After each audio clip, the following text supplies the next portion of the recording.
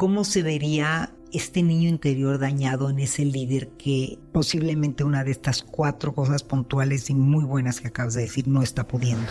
Definitivamente el primer paso para sanar es ser consciente. Aún si eres consciente cuando metes la pata, ya puedes pedir perdón, ¿no? Entonces hay gente que no se da cuenta y ni siquiera pide perdón. O sea que el primer paso es correcto. Yo tuve una niñez muy, muy dura, muy difícil. Y empecé a sanarme a los 33 años. Tengo 65. Llevo 32 años sanándome. Uno nunca termina de sanarse en la vida. El paso más importante en sanarse es cuando tú no afectas las relaciones interpersonales con otras personas que quieres. Que tendremos que ser más generosos, amorosos, con versiones anteriores nuestras que no sabían lo que hoy saben. Porque las decisiones, David, valen por el momento que se toman. Le hice un daño a mi hijo. Hace poco hablé con mi hijo y le pedí disculpas y le reconocí. Porque yo mismo me di cuenta que yo había sido herido por mi padre y yo le había pasado la herida a mi himo. Yo dudé de mi papel como terapeuta si yo no sanaba esa parte. Entendí muchas cosas de mi papá, que verdad el perdón, yo sé que es importante, pero a mí no me era tan importante que me pida perdón. Lo que sentí es el reconocimiento del dolor. Bienvenidos a un nuevo capítulo de Resignificando Ando. Hoy está con nosotros David Fishman, un hombre que se ha dedicado a investigar acerca de fenómenos humanos muy importantes, pero sobre todo uno, y que es el niño interior. Hoy en este episodio vamos a hablar de liderazgo, de resiliencia, de factores que nos convierten en quienes queremos ser, pero vamos a regresar a un punto de partida importante que hoy nos va a enseñar David a lo largo de este capítulo, y que es este niño interior, que muchas veces estamos condicionados en nuestros sueños, en lo que hacemos, por no haber sanado. Y cómo sanar nos puede llevar a mejores puertos, ¿cierto? Cierto. Bueno, entonces me gustaría que te presentaras con toda nuestra audiencia, con todas las personas que nos están acompañando, de la forma que hoy quisieras decir quién es David Fishman. No me he hecho esa pregunta hace mucho. A ver, David Fishman es un aprendiz, un investigador que le encanta investigar y aprender para crecer. He dedicado mi vida realmente a sanarme desde hace 32 años, tratando de encontrar maneras de sanar mi niño interior. Y en mi vida he pasado por diferentes vidas. He tenido una vida de empresario, soy emprendedor, fundé una universidad muy grande en Perú, la operé por muchos años. Fundé una consultora, soy director de empresas, bancos. Entonces tengo todo ese mundo empresarial tan importante, pero al mismo tiempo estoy en todo el mundo terapéutico y cada vez más lo que más me gusta hacer es inspirar a la gente a sanar. Así que así me presentaría. Pues me encanta porque justamente es de lo que vamos a hablar y creo que inspirar a sanarse ya es en sí una misión de vida, un life motive, un proyecto muy, muy importante, muy fuerte. Pues bueno, vamos a empezar, así que denle like, activen la campanita, suscríbanse a este canal para que estemos cada semana en un nuevo episodio de Resignificando Ando. Y para toda la gente que está con nosotros, ¿dónde te pueden encontrar, David? Bueno, tengo mis redes sociales en Facebook, en Instagram, en TikTok y también estoy dejando las notas mi correo electrónico por si alguien quiere contactarme directamente. Perfecto, pues ya saben dónde contactarlo, así que después de este episodio seguramente lo harán. Y comenzamos. Resignificando Ando, un espacio de crecimiento para conocer expertos y grandes historias de vida. Es tu momento de transformarte y conectar contigo. Recuerda, no eres lo que te pasa, sino lo que haces con lo que te pasa.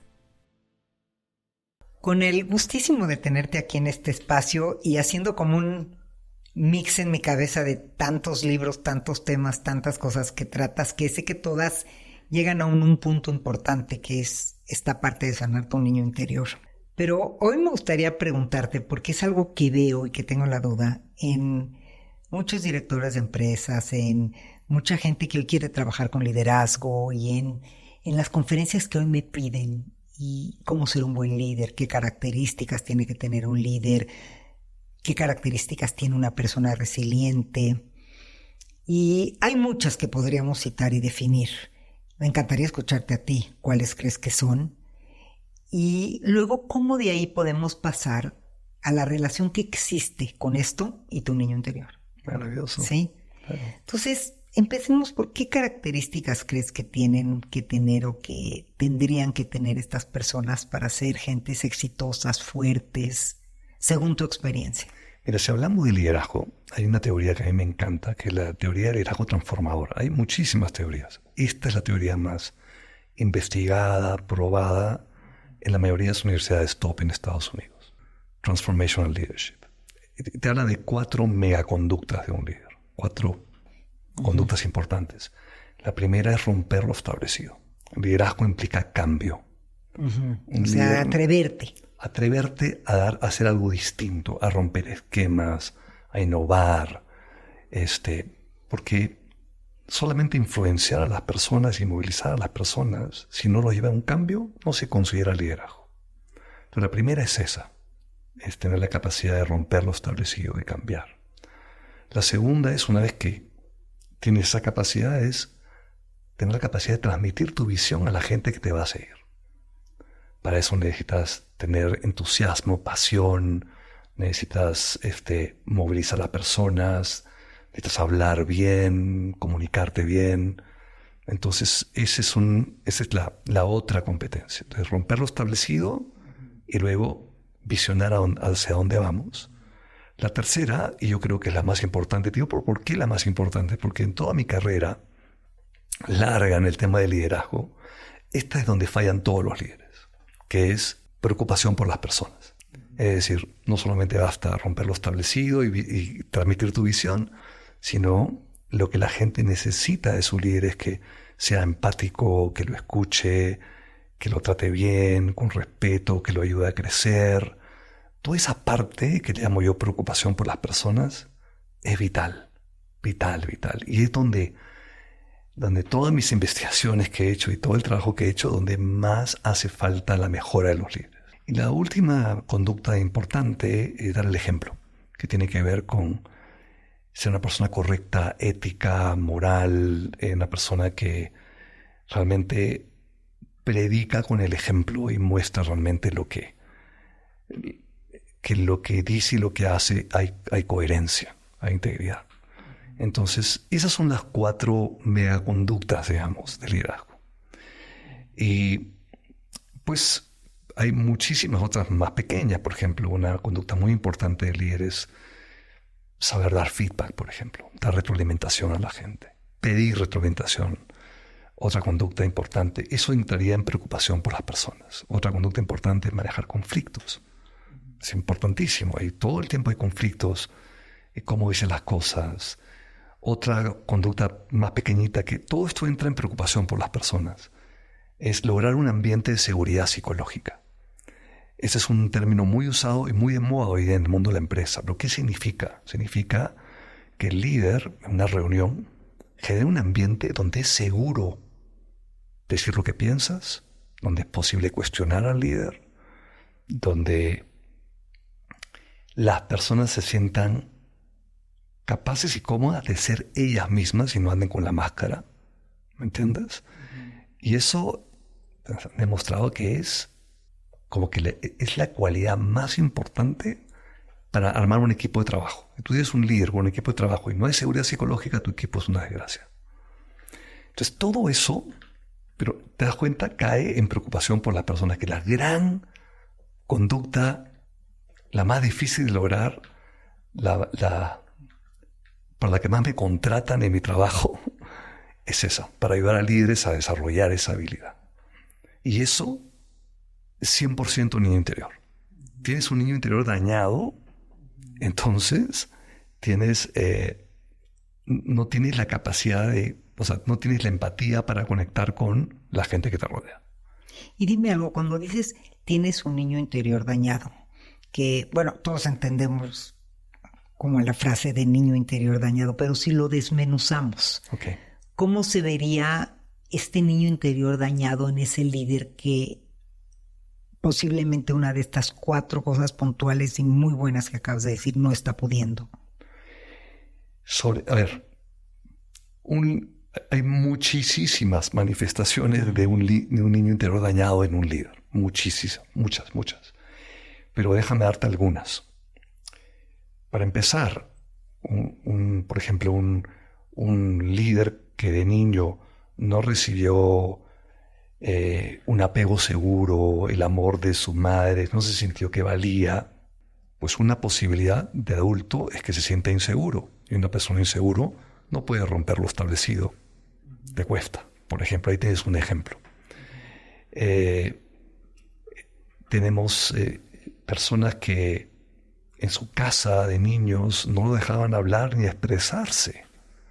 O sea, no podían decir, no, cállate, no llores, no, o sea, simplemente ni hablar ni expresarse. Pues si a ti no te dejaron hablar y expresarte, va a ser difícil que seas un buen comunicador de la visión. ¿Entiendes? Pero además, donde más se ve el problema es preocupación por las personas. Porque sobre todo cuando eres un niño abandonado, que no recibiste el amor, que no te valoraron como persona, no te sentiste visto, tiendes a endurecerte, ¿no? Y un mecanismo, los niños se adaptan. Un mecanismo de defensa es desconectarte de tus emociones porque es demasiado fuerte lo que estás viviendo.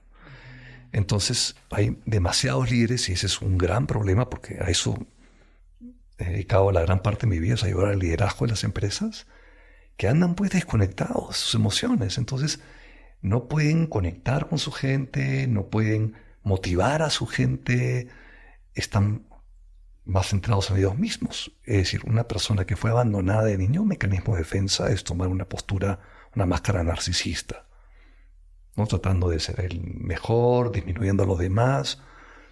Te imaginarás que los líderes narcisistas son los peores líderes, pues, por supuesto. Claro. ¿No es cierto? Entonces, mira, una de las cosas que me parece increíble, yo he hecho esto con empresas. Yo he trabajado en niño interior en un comité de gerencia de una empresa enorme. Y vimos lo que la gente, vimos que hice una dinámica donde se daban retroalimentación, se daban feedback. Y cada uno tenía las 3 cosas que tenían que mejorar. Pero como habíamos hecho el taller del niño, también sabíamos los traumas que tenían. Había relación directa. Tú veías el trauma y veías su problema de... veías exacto la relación como marcada. Directa. Uh-huh. Un chiquito que de niño no lo escucharon, su problema de feedback no escucha. Impresionante, pero impresionante. A otros que lo criticaron todo el tiempo, padres muy críticos. Su feedback critica a la gente demasiado. Entiendo, pero directo 1 a 1. O sea, ¿y qué pasa? En las empresas se pasan enseñando inteligencia emocional, liderazgo, cómo crear seguridad psicológica, 80,000 cursos. Y qué lindo los cursos, pero la gente no va a cambiar si tiene un problema de trauma en niñez. Eso es lo que la persona que no escucha no va a cambiar porque toma un curso que le enseña a escuchar. Tiene que sanar el dolor que carga adentro de que no lo escucharon e integrarlo a su consciente. Y ahí va a empezar a escuchar. Y me suena muy lógico lo que dices porque por lo menos la conciencia es el primer paso, ¿no? O sea, sanar es una gran cosa. Pero siempre he pensado que aunque no llegues a sanar, porque mucha gente no llega a sanar, el tener conciencia y el saber de dónde viene esto ya es un paso. Enorme. No, porque así empieza el cambio. Todo cambio empieza con esa conciencia, ¿no? Yo me acuerdo cuando de pequeña yo tuve un padre muy, muy fuerte, muy estricto, incluso violento emocionalmente, ¿no? Y lo he platicado muchas veces. Y yo dije, eso nunca lo voy a repetir. Y voy a ser muy cuidadosa, muy cuidadosa. Pero en algunos momentos de mi historia me cachaba. Y decía yo, no, tenía mucho la conciencia de, es algo que dije que no. Pero de ahí a sanar hay un camino y tú te has dedicado a eso mayormente, ¿cierto? Cierto. Entonces, definitivamente el primer paso para sanar es ser consciente. Y si eres consciente, aún si eres consciente cuando metes la pata, porque muchas veces tu niño sale, toma tu cuerpo y actúa y mete la pata y después te das cuenta que he hecho, ya puedes pedir perdón, ¿no? Entonces hay gente que no se da cuenta y ni siquiera pide perdón. O sea que el primer paso es correcto. Sí, yo me he dedicado a sanar. Yo tuve una niñez muy, muy dura, muy difícil. Y empecé a sanarme a los 33 años. Tengo 65. Llevo 32 años sanándome. Y ha sido un camino largo, pero ahí voy. Uno nunca termina de sanarse en la vida. Sí, es justo lo que yo iba a decir.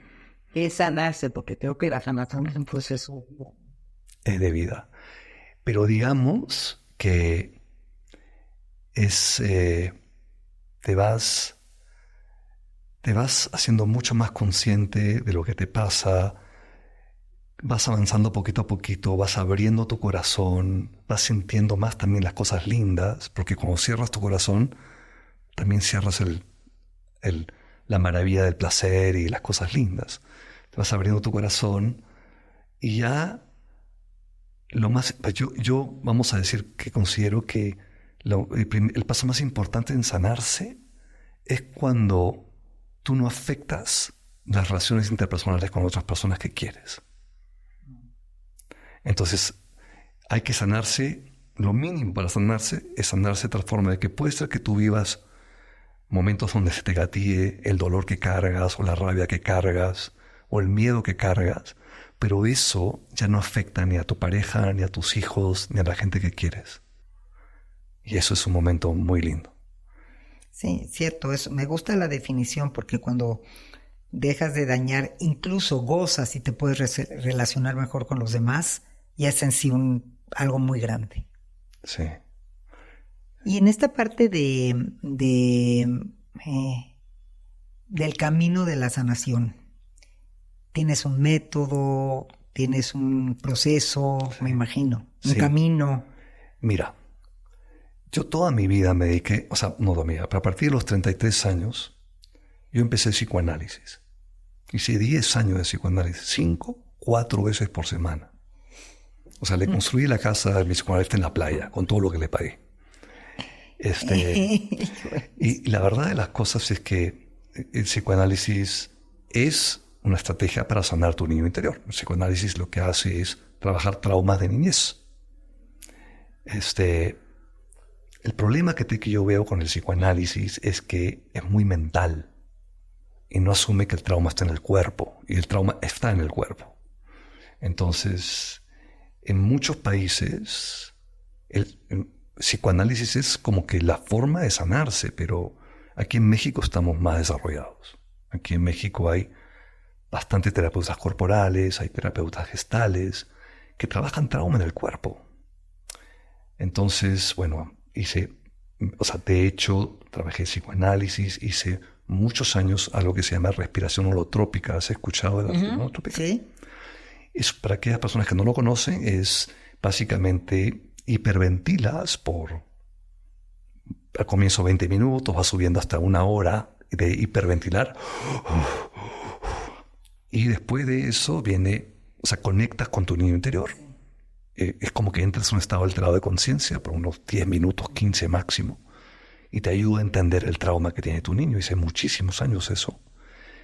Y también he hecho otras estrategias poco convencionales para sanar el niño interior. Pero lo que escribí en mi libro, Sana tu niño interior, es una metodología que empecé a investigarla hace como 7 años y me quedé sorprendido. O sea, como que integró todo lo que había hecho hasta el momento, lo que había leído, porque no es una creación mía. Definitivamente hoy esto es lo que aplico para mi vida. Yo me dedico a sanar mi propio niño interior y ayudo a otras personas a hacerlo. Pero es una metodología básicamente que en esencia, si te tuviera que reducir la esencia, es aprender a darle voz a las emociones guardadas que tienes adentro para sacarlas al consciente. Una vez estando en el consciente, hacer una relación entre el consciente y el inconsciente, haciendo que el adulto materne al niño, y eso hacerlo muchas veces hasta que sientas una integración del dolor inconsciente con el consciente, y pases un proceso de duelo, donde haces un duelo de lo que te tocó vivir. es como una aceptación con tristeza. Si te tengo que resumir, digamos, la esencia, o sea, obviamente hay muchísimas cosas y mucho contenido, pero esa es un poco la esencia. Entonces, ¿qué pasa? Todos cargamos dolores desde niños, tristezas, miedos, rabias contra nosotros mismos. Y todo eso está adentro nuestro. Y regula nuestra vida. O sea, ese niño, ojalá si se quedara adentro, no habría nada que hacer, estaríamos viviendo felices, pero sale y nos complica la vida. Y te doy un ejemplo, porque creo que es importante que la audiencia tenga un ejemplo. Sí, ¿no? sí, A ver, me encanta. Una persona que fue muy mandada y controlada por su mamá. Una mamá como la que tú conoces, esas que se mete en la vida, intrusiva, mandona, se hace mi manera, tú cállate. Fue muy mandado. Entonces, claro, ¿qué tiene adentro ese niño? Tiene mucha rabia, porque todo el ser humano tiene una necesidad de sentirse autónomo. Todos queremos autonomía. Entonces, que la autonomía es una súper necesidad del hombre. Entonces, este chico tenía muchas ganas de expresar su autonomía y lo castraron. Y tiene rabia adentro. Entonces, ahora es un adulto. Y resulta que su mujer le puede pedir algo, cualquier cosita. Oye, amor, por favor, tal cosa. Pero como fue tan mandoneado, él recuerda, ¿me entiendes? O sea, no recuerda inconscientemente, amor, por favor, tal cosa. Eso gatilla un dolor y una rabia que tiene adentro porque fue mandoneado, y de repente le responde a la mujer, pero cállate, no me digas. Y se arma un lío y le pasa toda su rabia contra su mamá a su mujer. Imagino que siendo un terapeuta familiar debe haberlo visto mucho. Sí, y me quedo pensando mucho en lo que dices, porque justamente en la terapia familiar sistémica pasa algo parecido. Porque la familia es un lugar de sanación por excelencia y de amor, ¿no? Sí. Entonces, lo sistémico tiene que ver con cuáles son las voces en el sistema de los diferentes miembros. Por ponerte un ejemplo diferente, pero que lo ilustra también, es si hay una chica con un trastorno de alimentación, ¿qué ganaríamos en una, como tú decías, del psicoanálisis? Puede ir a una terapia buenísima, individual, y puede ir a un lugar donde le enseñen a comer. Pero finalmente, si no entendemos qué voz tiene en el sistema ese síntoma, porque los síntomas tienen voces en el sistema, y qué parte está dañada de ella desde el sistema familiar, va a recaer o no va a resolver. Absolutamente. De repente aprende a comer y sale otra cosa, ¿no? Exacto, ¿no? Entonces los síntomas van brincando de lugar. Exactamente. Pero si yo le pregunto al hermano, y si esto que le pasa a tu hermana tuviera voz, ¿qué voz tendría? Ella va a oír cosas que no ha escuchado de sí misma. Entonces, yo creo mucho en los sistemas como motivadores de cambio. Que bueno, hay muchas formas de hacerlo, y lo sabemos tú y yo. Sí. Pero yo también, yo no conozco mucho de la terapia sistémica, pero lo que he leído me parece impresionante. Pero es eso precisamente, conectar a dónde están dañadas tus partes y cómo el sistema puede ser incluso un precursor para que sigan, o te puede ayudar a que bajen. O qué está pasando, por ejemplo, con una niña que tiene la necesidad de desarrollar un síntoma de trastornos porque papá y mamá se están pegando. Y para evitar que se peguen, mejor yo asusto. Claro. Y desarrollo un síntoma para ahora, y ahora ya se dejaron de pegar porque yo me voy a morir. Y todos están preocupados por mí. Sí. En la terapia de niño interior, algo no igual, pero similar, tiene que ver con los roles que los chicos adoptan de niños para sobrevivir. Dos motivos, para sobrevivir y para buscar amor. Entonces, si el niño no está recibiendo el amor que necesita, de repente saca una buena nota en el colegio y dice, ¡ay, qué lindo, mi hijito sacó una buena nota! El chico aprende que si saco buenas notas me quieren. Entonces empieza con el rol de el perfecto, el achiever o lo que sea. Por ahí otro que tiene una mamá o un papá muy agresivo empieza a tomar el rol del niño bueno. O sea, es que bueno, no pasa nada, todo bien, me gritan, no hay problema, aquí estoy. El tema es que estos roles, y así hay un montón de roles, los siguen viviendo de adultos. Y no se dan cuenta, y hay gente que vive la perfección, es perfeccionista y nunca es suficiente, y lo que está haciendo es simplemente tratar de conseguir el amor de su papá que nunca lo consiguió. Cierto. Y por eso comenzaba yo este episodio preguntándote al revés, ¿no? Sobre a veces grandes líderes, directores de empresas que están trabajando de una forma que quieren saber cuáles son los ingredientes, qué necesitan cultivar, qué habilidades necesitan desarrollar, pero no piensan qué necesitan resolver. Es una cultura diferente. Sí. No es desde el hacer, porque resolver parecería que es retroceder. Y crear y convertirme tiene que ver con el hacer, ¿no? Con el futuro. Es un poco la cultura que tenemos. Sí. Entonces se necesita un grado de conciencia distinto para sanar, porque sanar es atreverse a tocar tu historia. Sí. Mira, yo te diría que mi experiencia trabajando más de 25 años en empresas con gerentes, lo que más abunda son los niños perfectos. O sea, el niño que quiere lograr para recibir el amor, el papá la mamá que no lo recibió.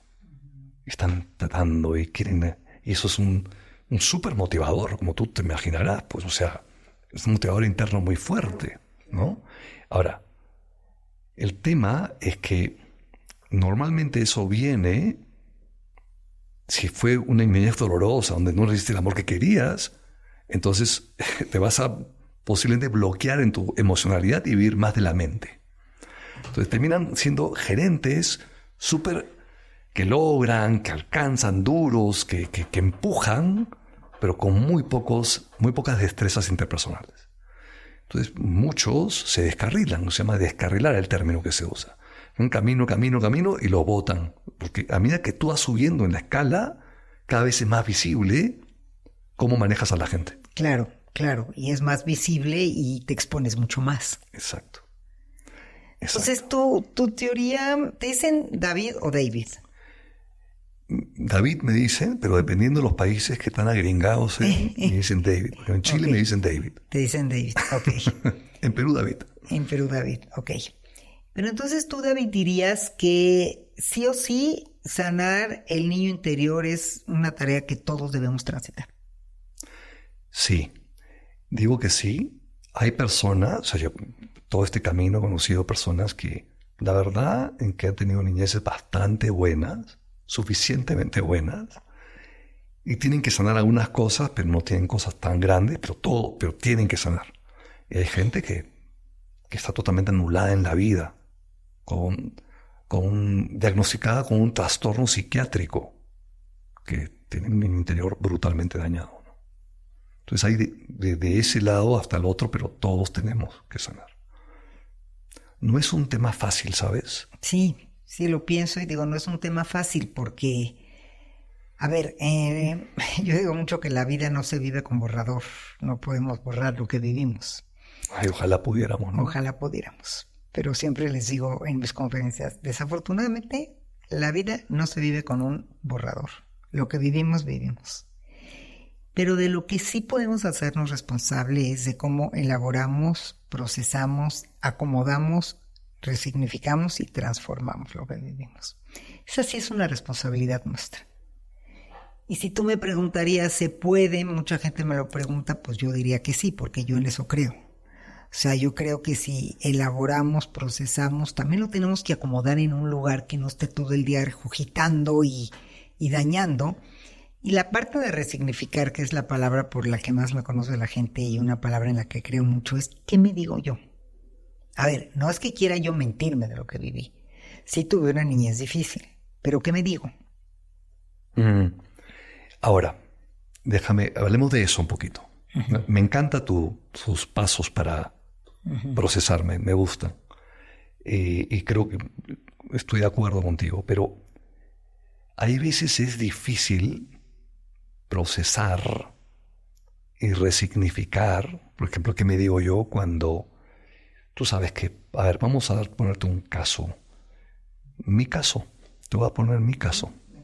Ya. Yo salí premiado.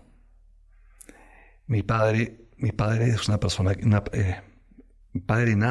mi padre nace, se muere su mamá y su papá lo abandona. Y mi papá nunca recibió amor. Por ende, no podía dar amor.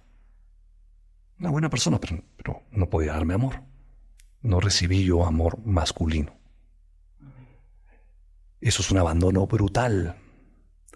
Y en segundo lugar, mi madre era una persona con un desorden de personalidad, border. Muy neurótica, mucha ansiedad, muy enferma, con muy poca paciencia, que tenía cero regulación emocional, que me gritó y maltrató de una manera impresionante. Ahora, ¿a quién culpa el niño de lo que le pasa? ¿Culpa a los padres? Cuando tú tienes 2 años, 3 años, ¿culpas a tus padres? Imposible. Depende de tus padres. No puedes culpar a tus padres. Sí, no puedes verlos como malos porque es... No. Entonces, ¿quién es el malo? Yo. El niño es egocéntrico. Se culpa a él mismo de todo lo que le pasa. Como consecuencia de esta niñez terrible que estoy contando, adentro mío no era consciente. Tenía una rabia contra mí mismo enorme. Claro. ¿Y cómo se manifiesta la rabia contra ti mismo? Una manera, hay muchas, pero una manera es con esa voz interna, ese crítico interior que te destruye. Y que es muy fuerte, que todo el día te está hablando. Entonces, ¿a qué voy? Yo puedo agarrar y decir, cuando ese crítico me dice, eres un idiota, eres un tonto, yo puedo decir, no me toca hablar así, pero la energía, la raíz de que me hace hablarme así, es la rabia contra mí. Si no llego ahí y lo proceso y digiero, el crítico interior va a estar saliendo siempre. No sé si con ese ejemplo... No, sí. Sí, tal vez justamente es lo que hablábamos un poco al inicio, ¿no? Esta diferenciación un poco de traumas. Porque en mi caso, por ejemplo, si ponemos el secuestro, yo salí a correr un día que no iba a salir a correr, a una hora que no debía haber salido, a una calle, y se equivocaron las personas que me llevaron a mí.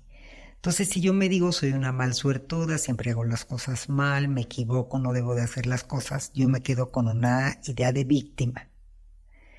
Y una idea de el mundo no es justo, yo soy una terapeuta, yo ayudo a la gente, y por qué si cometen un error es conmigo. Entonces me quedo en una revictimización. En cambio, si yo digo, la vida no es justa, le pasan cosas buenas a la gente mala, cosas malas a la gente buena. Yo salí a correr porque quise salir a correr, porque a esa hora se me antojó salir a correr, y lo que me pasó fue un accidente. Absolutamente. Terrible, pero fue un accidente. Sí. Entonces, ahí estás resignificando. Yo estoy resignificando claro. Lo que me digo, y creo que mucha gente sufre porque se queda en esta narrativa diciéndose, siendo poco compasivos. Totalmente. Yo tengo una idea y la trato de decir mucho, y hoy la estoy tratando de decir más todavía, que tendremos que ser más generosos, amorosos con versiones anteriores nuestras que no sabían lo que hoy saben. Absolutamente. Porque las decisiones, David, valen por el momento que se toman. Es que si tú no validas las decisiones que tomaste en tu vida, siempre el más sabio que soy, con este libro, pues está criticando al otro que no era tan sabio. ¿Por qué no pensar que en el momento que yo tomé esa decisión de salir a correr, con los recursos y fortalezas que tenía, fue la correcta? Hoy puedo pensar diferente. No se corre a la 1 de la tarde... cansada, con dolor de cabeza, muy poco conectada conmigo. O sea, sí agarro lo que aprendí. Pero no puedo latigarme por esa decisión. Tengo que validarla porque en ese momento hay que tener el poder de regresar a este momento que tomamos la decisión y decir, en ese momento fue la correcta. Hoy lo haría diferente, pero vuelvo a lo mismo. Tal vez estamos hablando de 2 diferentes traumas, porque ese niño no puede regresar a ese momento y decir, exacto, esa forma que me hablé en ese momento fue la correcta. No podía hacer otra cosa. Bueno, sí lo podríamos decir. Nada más, ¿hasta cuándo? Estoy de acuerdo contigo. Yo creo que lo que tú me cuentas funciona muy bien para cuando tú ya eres consciente, ¿no? Te pasó esto, obviamente no eras una niñita de 3 años, te pasó ya adulta y tienes esa capacidad consciente y está esto más a la mano. Cuando eres un niño es un poquito distinto. Ahora, yo quiero contarte, hablando de eso, de la importancia de ser compasivos con nosotros mismos, con nuestras versiones anteriores. Quiero contarte un caso personal. La verdad es que como yo no recibí amor de mi papá, yo no podía darle amor a mi hijo, claro. Yo pensaba que en ese momento era un súper padre, la verdad. 10 años de psicoanálisis, yo ya estoy listo para ser papá. Pero la verdad es que yo no estaba conectado con mi corazón y tenía un vacío muy grande de energía masculina de mi padre. Entonces, por ende no podía darle a mi hijo. Y le hice un daño a mi hijo. Y hace poco hablé con mi hijo y le pedí disculpas y le reconocí. Porque yo mismo me di cuenta que yo había sido herido por mi padre y yo le había pasado la herida a mi hijo. Y ese es el tema, cuando tú te trabajas, tu niño interior se lo pasas a tus hijos. Entonces sí, entonces, ¿qué pasó ahí? Yo me miraba, o sea, pensaba en mi yo anterior, cuando tuve a mi hijo, y decía, pucha, ¿cómo lo vería en mi propio hijo? Y me puse a llorar. Y lo que quiero decirte con esto es que no basta hacerlo con la mente. No basta resignificarlo con la mente. También hay que llorar y hacer un duelo y conectar con tu emoción para realmente resignificarlo. Esa es mi experiencia. No sé cómo lo ves tú. Sí, estoy de acuerdo contigo. No es como decimos aquí en Chile, me la casi resignifiqué ya. No, hay que hacer un verdadero ejercicio de conexión, ¿no? Uh-huh. Hablando un poco de lo que estás diciendo, en algún momento cuando yo terminé la carrera de psicología, yo dije, ¿será que yo voy a ser una buena psicóloga?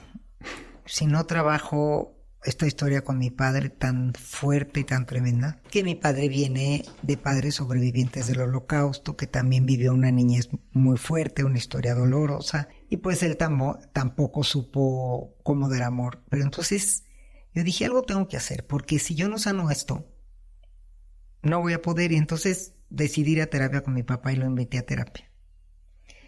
Y le dije a mi papá, mira, yo no quiero que me pidas perdón. Nada más quiero que reconozcas que no estoy loca, que lo que viví fue cierto. Que todo eso que viví contigo, sí fue cierto. Qué importante. Que no me pidas perdón. No, es que no necesitaba yo el perdón. Necesitaba el reconocimiento del dolor. Claro que sí. El reconocimiento de mi sufrimiento. Y sané la relación con mi papá. Qué lindo. En una terapia larga, complicada. Hoy mi padre tiene 92 años. Y a veces me pregunto, ¿cuántos años pasaron de eso? Ya pasaron 40. ¿Qué hubiera pasado si no sanó? Porque entonces él, a raíz de esa terapia, decidió sanar y tratar de entender de dónde venía ese enojo y ese coraje y esa agresión y esa violencia. Y él se metió a terapia a entender su historia. Qué lindo. Y lo que es interesante es que él recuperó con sus nietos lo que no hizo con nosotros. Y siento que se vuelve una cadena. Qué lindo, ¿no? Porque esto que me cuentas es nuevo para mí. Porque siempre yo hablo de la importancia de sanar tu niño para no dañar a tus hijos, pero tú te fuiste a ayudar a tu papá. Al revés, exactamente. Al revés, porque yo dudaba y decía yo, ¿será que con esto que no he sanado voy a ser una buena terapeuta? ¿Voy a poder sanar a la gente si yo no sano mi historia? Y estaba yo en terapia y se lo dije al terapeuta y me dijo, sanemos a tu papá. Un terapeuta muy... Me tardé 1 año para trabajarme y poder invitarlo. Wow. Para estar lista, porque me daba miedo. Claro que sí. Luego lo invité y aceptó, pero a raíz de eso se sanó él. Al sanarse él, con las limitaciones de un hombre de su edad, claro, también. y que en aquella época, hace 40 años, habían como menos terapias que hablaran tanto como tú hablas hoy. Ujú. Pero con todas esas limitaciones, pues él tuvo una relación con mis hijos mucho más sana de la que yo tuve con él. Y a veces lo veía como mis hijos no tomaban decisiones importantes de su vida sin consultar al abuelo. Me hubiera gustado yo tener esa opción que nunca tuve. Qué lindo. Entonces, por eso creo que uno se puede sanar. Claro que cuando uno toma acción, pero también cuando uno cambia lo que se dice a sí mismo, porque yo también me podía haber dicho, bueno, esa fue mi historia, yo soy terapeuta, yo voy a ayudar a la gente, lo que viví, y pues mi papá que se pudra y se acabó. Pero yo me quise decir algo diferente. Yo me quise decir que yo dudé de mi papel como terapeuta si yo no sanaba esa parte. Entonces, y resignifiqué y sí cambié la historia, entendí muchas cosas de mi papá, porque de verdad el perdón, yo sé que es importante, pero a mí no me era tan importante que me pida perdón. Lo que sentí es el reconocimiento del dolor. Eso es lo que yo necesitaba. Fíjate que, o sea, mucha gente no hace lo que tú hiciste porque no quieren entrarle a su propio dolor. Pues sí. ¿Entiendes? Son por mecanismo de defensa. Tú sabes, uno de mis libros que escribí es un libro se llama La alta rentabilidad de la felicidad. Sí, porque ya vi que tienes, ¿cuántos libros 15 tienes? libros. No, bueno. O sea, sí te has dedicado a escribir. O sea, he sido empresario. Yo fundé una universidad en Perú muy, muy grande. La operé por muchos años, la vendí. Entonces he tenido mi vida de empresario, he tenido mi vida de consultor, de director de empresas. Tengo de eso, pero ahora estoy abocado a ayudar, a inspirar a la gente a sanarse. Es te voy a decir lo que más me gusta hacer. A ver, dime. Lo que más me gusta hacer es ayudar a personas que no saben por dónde ir para sanarse y darles todos los caminos que yo he probado y que me han funcionado. Y contarles y recomendarles un terapeuta que me parece que hace las cosas bien. O sea, me encanta orientar a la gente. En esa parte, estoy en esa parte de mi vida. Ya tuve mi época de empresario, de toda esa parte, pero ahora estoy en la parte que quiero ayudar a la gente a sanarse. Es lo que más me motiva. Por eso estoy acá. ¿Y por qué crees en eso? Porque lo hago conmigo y porque veo los beneficios que me da a mí. ¿Y cómo ha sido esta forma en que la gente que has tocado sus vidas ha querido sanarse? ¿Qué testimonios tienes? O sea, como te digo, o sea, yo personalmente atiendo a muy poquitos pacientes. Solamente algunas personas que tienen mucha necesidad y no tienen quizás la forma de poder costear una terapia o qué sé yo. Pero muchas personas han pasado por nosotros. Mi esposa también es terapeuta gestal y corporal. Y pues las personas cambian brutalmente y sobre todo cambian con sus hijos, ¿sabes? Es impresionante. Ahí está esta pareja amiga nuestra que se empezó todo su proceso de sanación y tenían dificultades con un hijo muy complicado, y el hijo cambió cuando ellos cambiaron. Es impresionante cómo... Sí, terapia sistémica. Es que justo te iba a decir, porque esa es la idea de que aunque cambie, con que un miembro del sistema cambie, salpica el sistema completo. Esa es la maravilla de la terapia sistémica. Sí. Que un cambio, incluso a veces viene una pareja, más bien un miembro de la pareja, y me dice, es que no quiere venir mi pareja. Digo, no importa. Con que tú te trabajes a ti mismo, tú impactas al otro. Claro, sí. Entonces, nada, realmente muy contento por eso. Pero a mí me encanta divulgar el conocimiento. O sea, yo no me considero un creador de conocimiento. Por ahí creo un poquito, pero en realidad mi talento, mi fortaleza es por eso he escrito 15 libros, escribir libros para la gente que no le gusta leer. Mis libros son para la gente que no le gusta leer. Entonces, si tú ves mi libro, es un libro que la forma y también mis cursos, la forma de enseñar o el libro de leer es extremadamente simple y fácil, pero profunda. Lleno de historias, ejemplos, historias ancestrales, lleno de caricaturas graciosas. O sea, es realmente... Me gustó lo que dijiste. Ya escucharon que escribe libros para la gente que no le gusta leer. Así que todos los que estén aquí que no les gusta leer, lean los libros de Dani. No sabes la cantidad de gente que me ha dicho, tú fuiste mi primer libro que leí en mi vida. No tienes idea. Claro, llevo en esto 25 años. Entonces ese es un comentario que me hace mucha gente. ¿Y tú sabes por qué escribo para la gente que no le gusta leer? Te voy a contar. De niño, con la niñez que te conté, terrible que tuve, yo tuve 2 mecanismos para sobrevivir. Una, me desconecté de mis emociones. Y la segunda, déficit de atención. Que me llevó a la luna y me salí de la realidad. Entonces, como tú comprenderás, una persona que tiene déficit de atención no puede leer. No puede leer. Entonces, sufrí muchísimo leyendo de niño. Entonces, cuando se me ocurrió mi primer libro hace 25 años, dije, voy a escribir para la gente que te sufría como yo. Y por eso tengo ese estilo tan lúdico, tan simple, pero a la vez profundo que llega a la gente. ¿Y te gusta? Me encanta. Entonces ahora, mi próximo proyecto, que ya llevo 2 años y medio investigando, porque la forma en que yo hago un libro es yo investigo primero, lo aplico en mí, si tengo que hacer una investigación externa la hago un taller, lo dicto muchas veces y de ahí hago un libro. Y ahorita estoy metidísimo en el tema de parejas, que tiene que ver con terapia sistémica.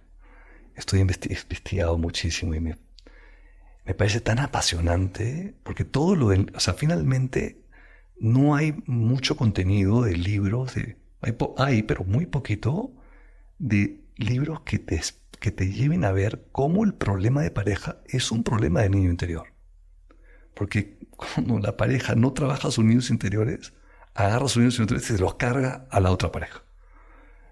Y los conflictos y las cosas que pasan ahí tienen mucho que ver con niños dañados. Entonces es como que una continuación de este libro. Pero estoy ahorita en el proceso de investigación. Y bueno, yo como especialidad en terapia de parejas y que tengo 40 años trabajando en verdad con muchas parejas que he visto, sí te puedo decir que hoy estamos en la mayor crisis que ha habido en el tema de parejas. Uh-huh. Hay más parejas deshaciéndose que generándose. Uh-huh. Lo dudo. Y más que en otros tiempos. Y aparte es curioso, fíjate que cuando yo empecé a ser terapeuta de pareja, las parejas que se separaban o que venían a terapia o que estaban mal, tenían de 25, 30 o más años de casados. Antes no veías en terapia parejas. Ahora la mayor consulta de las parejas es entre el año 1 y el 7. Wow. Muy jovencitas. A mí me encantaría, o sea, mi sueño es llegar a gente que se va a casar para que haga el trabajo del niño interior y tenga más éxito como pareja y sobre todo se los pase a sus hijos. Ahí estoy viendo cómo hago para llegar a esa gente. Porque es la gente que más lo necesita, pero es la gente que no le interesa. No estoy tan segura. Fíjate que ahora está como muy, muy de moda con este caos que las parejas vengan unas sesiones antes de casarse a terapia. ¡Qué maravilla! Y ahora se puso hasta de moda que regalan eso de regalo de bodas. Vengo porque mi tía fue el regalo de bodas. ¡Uy, qué maravilla! 4 sesiones contigo. Pero es contigo, me pagó 4 sesiones y me dijo que es el regalo.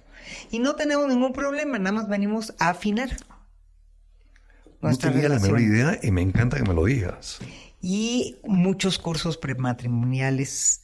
O sea, sí siento que se están gestando movimientos preventivos, vamos a llamarle. Uh-huh.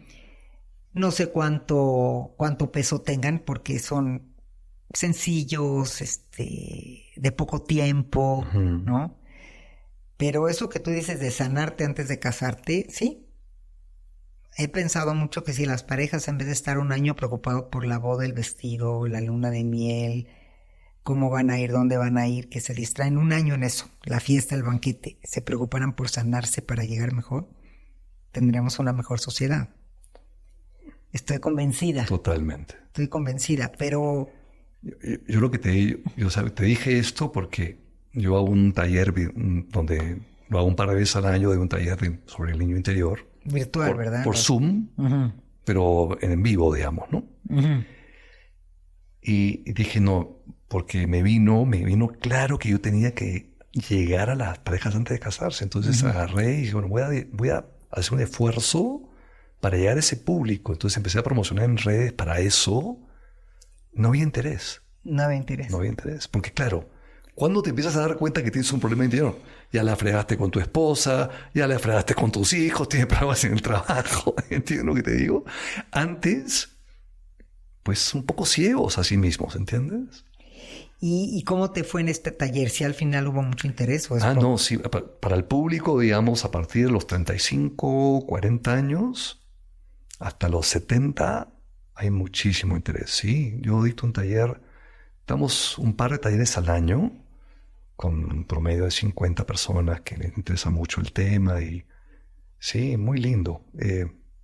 Obviamente el taller es un primer paso, no es que yo sigo el taller de la mesa en el niño interior porque así no funciona, pero primero tomas conciencia de lo que cargas y tienes algunas herramientas para empezar a trabajarte. Y eso es lo que damos en este taller, efectivamente. Pues qué bonito y qué buena forma de crear conciencia. Sí. Por lo menos en esta, como tú dices, a lo mejor no es una sanación total, pero es crear conciencia. Eso. Entonces, si le damos una vuelta un poquito a lo que hablamos, para llegar lejos en la vida, para poder ser un conquistador del sueño que quieres, tienes que alinear tu niño interior. Sí, estoy de acuerdo, pero quizás el sueño que quieres es un sueño que es una consecuencia de un niño interior dañado. Entonces yo inclusive me iría un paso antes para definir qué quieres en la vida y alcanzar ese sueño que quieres de verdad. No es que estás haciendo porque quieres complacer a tu papá. Sana tu niño interior. Por ejemplo, cuando estábamos empezando hoy esta charla hablando de liderazgo, de estos grandes empresarios que llegan a lugares que ya están en lugares grandes, muchos no han sanado su niño interior. Exactamente.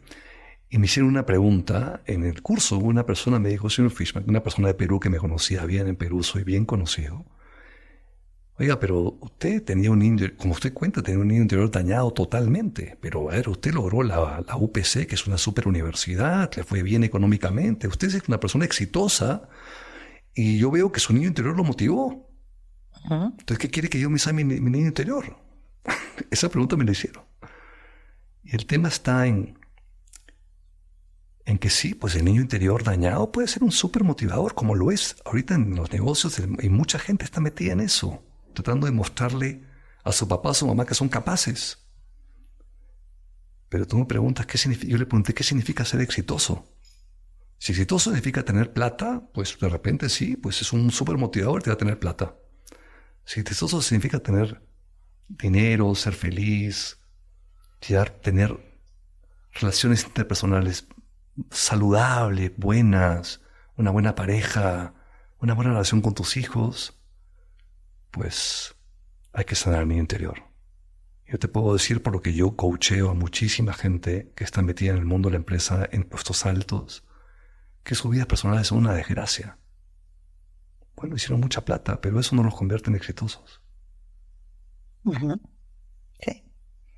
Sí, finalmente el autocuidado tiene muchas más áreas que tener dinero, ¿no? El autocuidado, yo hablo mucho de un botiquín de autocuidado emocional, físico, espiritual, social, con quien te rodeas, ¿no? Entonces, parte de eso es sanarte, de ese botiquín de autocuidado. Absolutamente. Pues creo que se nos va a quedar corto un episodio para todo lo que se me ocurre que podríamos hablar y bueno, a través de estos espacios llega mucha gente que está en búsquedas interesantes, ¿no? Los podcasts, los episodios, todo lo que hoy podemos transmitir a nivel un poco más macro, tiene esta ventaja de que puede despertar conciencias, despertar inquietudes, motivar. Entonces yo te haría una pregunta. ¿Es tarde para sanar en algún momento? La verdad es que no. Nunca es tarde. He tenido en mi curso gente de 79 años, trabajándose, tratando de sanar. ¿Sabes por qué nunca es tarde? Yo te voy a decir ahora, me voy a poner un poquito más transpersonal. Uh-huh. Te voy a decir un poco mis creencias en base a todo lo que he investigado en mi vida. Y soy investigador, he investigado mucho. Esto es lo que yo creo y respeto si alguien no lo cree 100%, pero eso es lo que yo creo. Yo creo que nosotros venimos a esta vida, nosotros escogemos los padres que vamos a tener antes de tomar este cuerpo en esta vida. Uh-huh. Y tú escoges tu niñez. Y el motivo que la escoges es porque tú has venido acá a superar ciertas cosas y a crecer ciertas cosas. Entonces, venimos en esencia a crecer el trauma del niño interior. Si tú no lo aprovechas antes de irte de esta vida, estás desperdiciando la vida. Hemos venido a sanar el niño interior, porque eso tiene que ver con algo que tenemos que crecer como almas. Y una vez que estemos más sanos, más llenos de corazón abierto y amor, dedicarnos a entregar al servicio, a amar a la gente, a servir y ayudar a la gente. Eso yo sí es lo que siento que por eso es tan importante sanarlo. Y nunca es tarde, ciertamente. Claro, mientras más jóvenes lo sanemos, más vida nos queda sanos. Y menos metidas de pata te ahorras en la vida. Menos metidas de pata, claro, claro. Bueno, pues te diría que me quedo como muy satisfecha de los temas que hablamos. Siento que le dimos la vuelta a muchas cosas. Pero sí, nos estamos acercando al final del episodio y quisiéramos dejarle a todos los que nos acompañaron y estuvieron con nosotros un último mensaje poderoso por tu parte. ¿Qué le dirías a la gente que nos acompañó? Los vamos a estar leyendo, les vamos a estar contestando. Escríbanos sus dudas. Yo les preguntaría qué tanto valoran su libertad. Haría esa pregunta. Estoy seguro que me van a decir, creo que todos me van a decir, por favor. Muchísimo. Muchísimo. Entonces yo les diría que hay muchas personas que nos están viendo que no son conscientes, que no son libres, que están en una cárcel. Y esa cárcel es una cárcel escondida que no se ve, que tiene que ver con los traumas de su niñez. Y esos traumas de su niñez hacen que ellos actúen de ciertas maneras que les quitan felicidad, que afectan a otras personas y que no son libres. Y yo haría de todo lo que sea en la vida para luchar por mi libertad. Y les pediría que tomen conciencia, que no son libres y que vayan a buscar esa llave de la cárcel. Y esa llave de la cárcel tiene que ver con sanar tu niño interior. Pues bueno, ya escucharon la importancia del niño interior, la importancia de sanarse. Me imagino que no es que todos los caminos llegan a Roma, pero sí hay varias formas de sanarse. Hay varias formas de sanarse, muchísimas. Muchísimas. Y hay que escoger la que mejor nos guste, la que mejor nos quede, con la que más estemos convencidos, la que más sentido nos haga, pero sanarnos sí es una responsabilidad nuestra, ¿no? Por lo menos si hoy de este episodio nos quedamos con la idea de que no podemos seguir siendo víctimas de nuestra historia porque ya hay formas de sanarnos. Uh-huh. Si nos quedamos con esa idea, yo me quedo muy, muy satisfecha. Maravilloso. Y estoy dejando en mi correo, por si... No, ahorita te quiero preguntar, ¿dónde te puedo encontrar? Okay. Va a aparecer en pantalla, pero dinos de viva voz, ¿a dónde te puede encontrar toda la gente que te quiera buscar después de aquí? Como te dije, a mí me encanta ayudar a las personas a encaminarse a la sanación. Así que quien quiera que yo lo ayude, me escriba a mi correo, que vamos a dejarlo en las notas. ¿Y en redes hay algún lugar donde en te redes puedan seguir? tengo en Facebook, me pueden buscar con mi nombre, van a estar también las redes en las notas, Facebook, Instagram, TikTok. También. Como David Fishman. Como David Fishman, sí. Ahí te pueden encontrar. Y Perfecto. más directamente mi correo, que lo voy a dejar también. Perfecto. Bueno, pues ya saben dónde encontrar a David, y yo soy Shulamit Graver, por si cayeron aquí de casualidad y no me conocen.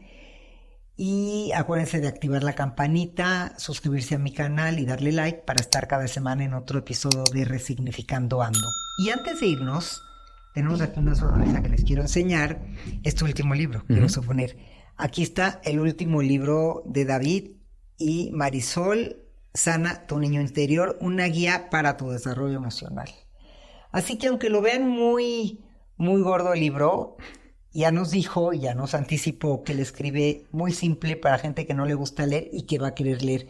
Y siempre pienso que los libros son algo muy importante cuando queremos sanar, entonces me imagino que se puede comprar en todos lados. No está publicado en México, entonces lo puedes conseguir, ese libro físico lo puedes conseguir hay una website que se llama buscalibre.com y ahí te lo mandan a México donde quieras. Que no está en Amazon todavía. Está en Amazon, pero no sé si Amazon en México. Hay que chequear. Y digital también se puede conseguir, sí, digital. Ok. Pues aquí está su libro. Aquí está David, por si lo quieren encontrar, y yo les agradezco haberse quedado con nosotros hasta el final de este episodio.